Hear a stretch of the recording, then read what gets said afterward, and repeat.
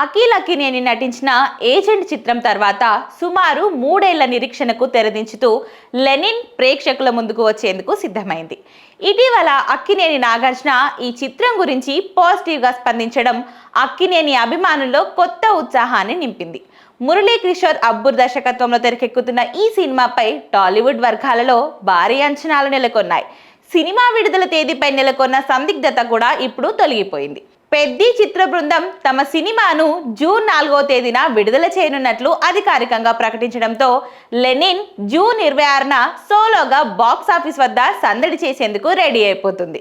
ఇతర పెద్ద సినిమాల పోటీ లేకపోవడం అఖిల్ కెరియర్కు ఈ సమయంలో పెద్ద ప్లస్ పాయింట్గా మారుతుందని విశ్లేషకులు భావిస్తున్నారు.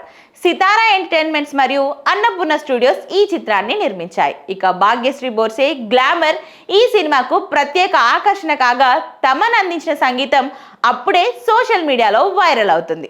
మరి లెనిన్ సినిమాతో అఖిల్ ఈసారి ఎలాంటి హిట్ కొడతాడో వేచి చూడాల్సిందే మరి.